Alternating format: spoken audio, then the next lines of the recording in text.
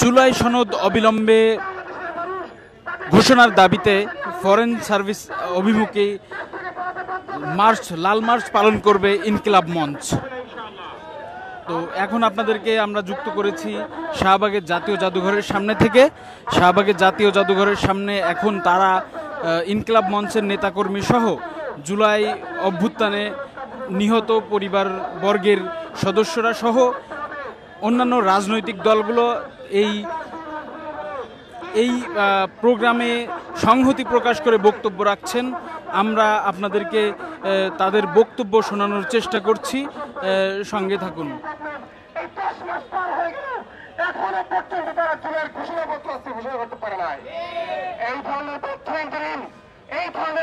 সরকারকে ক্ষমতা চালানোর জন্য আমরা ঘরে বসাই নাই। সংগ্রামী ছাত্র বন্ধুগণ, আজকে আমরা দুনিয়া থেকে একত্রিত হয়েছি, আমরা বাধ্য হয়ে একত্রিত হয়েছি। আমরা যদি বাধ্য হই এই সরকারকে পিছুতে হাতে আমরা পিছু হবো না ইনশাআল্লাহ। যে কোনো ভাবেই হোক জুলাই ঘোষণাপত্র আমরা কার্যকর করে থাকবো ইনশাআল্লাহ। আসসালামু আলাইকুম ওয়া রাহমাতুল্লাহ।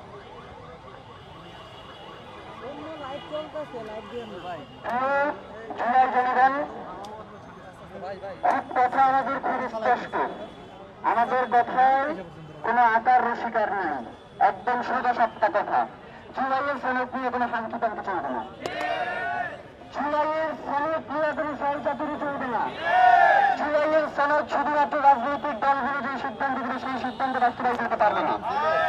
প্রিয় সম্মানিত বন্ধুগণ, এই মুহূর্তে বক্তব্য রাখার জন্য অনুরোধ করছি। আপনারা জানেন যে জুলাইয়ে যখন মিডিয়াগুলো আপনার মিডিয়ার সাথে যারা কাজ করে তারা যখন এই দেশে ফ্যাসিস্ট সরকারকে তোষণ করে চলছিল, তখন আমাদের মিডিয়ার কিছু ভাইয়েরা ছিল যারা তখন এর বিরুদ্ধে দাঁড়িয়েছিল। তো আপনারা সবাই জানেন আমাদের আসাদুজ্জামান আসাদ ভাই একজন অভিনেতা, যিনি এই জুলাই আন্দোলনে যখন কেউ কোনোভাবে কথা বলবার সাহস করছে না যে তার বিজ্ঞাপন করে যাবে, তার টিভি সিরিয়াল করে যাবে, তখন আসাদুজ্জামান আসাদ ভাই কিছু তোয়াক্কা না করে জুলাই আন্দোলনের পক্ষে বক্তব্য দিয়েছিল। আপনারা জানেন। এই মুহূর্তে বক্তব্য রাখার জন্য অনুরোধ করছি আমাদের প্রিয় আসাদুজ্জামান আসাদ ভাইকে।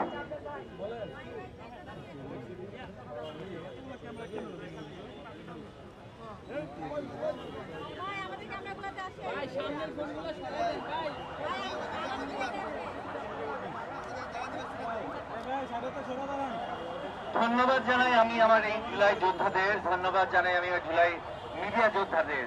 এই মিডিয়া যোদ্ধাদেরকে আমি সবসময় স্যালুট দিই, বিকজ আপনারা না থাকলে আমাদের কথা কখনোই জনগণের কাছে পৌঁছাতো না এবং এখনো পৌঁছাচ্ছেন আপনারা। এবং আমার বিনীত অনুরোধ, আপনারা যে কোনো নিউজ যথাযথভাবে পৌঁছাবেন।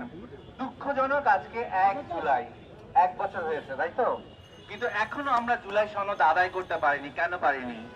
জুলাইটা কারো বাপের না, জুলাইটা আমার না, জুলাইটা এনসিপির না, জুলাইটা ডক্টর ইউনূসের না, জুলাইটা শুধু জুলাই যোদ্ধাদের। এমন ধারণা করা পোষণ করার কোনো কারণ নাই যে জুলাই বিপ্লবে এই গভর্নমেন্ট আসছে বলে ওরা আরেকটা ফ্যাসিবাদ সরকারের রূপ নিবে। সেই সুযোগ হতে দেয়া যাবে না, আমরা দিব না। আপনারা এই জুলাই যোদ্ধারা, যারা এই মিডিয়া যোদ্ধারা, তারা হতে দিবেন না।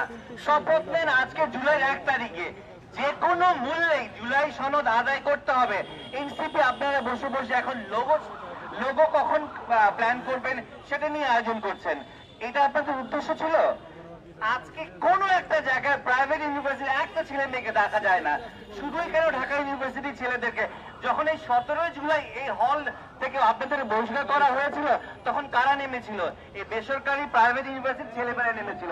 এবং আপনারা সবাই ভুলে গেছেন, আমরা ভুলি নাই। আপনারা এখন নির্বাচনে যাবেন, আপনারা এখন এক একজন বলেন যে আমরা 300 আসনে এনসিপি জয়লাভ করবেন। কিভাবে করবেন? আমাদের ছাড়া করবেন? প্রাইভেট ইউনিভার্সিটি ছেলেমেয়েদেরকে ছাড়া করবেন? এই জনগণকে ছাড়া করবেন? এখনো এই পিজি হসপিটালে অনেক যোদ্ধা আহত নিহত, তারা এখনো সার্ভাইভ করছে। তাদেরকে নিয়ে আপনাদের কোনো প্ল্যান নাই। আপনাদের প্ল্যান আপনারা 300 আসন জয় করবেন, আপনারা আপনাদের দলের লোগো নির্বাচন করবেন, অথচ জুলাইয়ের সনদ এখনো ঘোষণা করেন নাই। গত মাসে ঘোষণা করার কথা ছিল, এখন আমরা আজকে জুলাইয়ের 1 তারিখে দাঁড়িয়ে এখনো কেন এটা নিয়ে কথা বলতে হচ্ছে? আপনাদের লজ্জা লাগা উচিত। আপনারা আরেকটা ফ্যাসিবাদ গভর্নমেন্টের রূপ ধারণ করেছেন, এটা হতে দেওয়া যাবে না।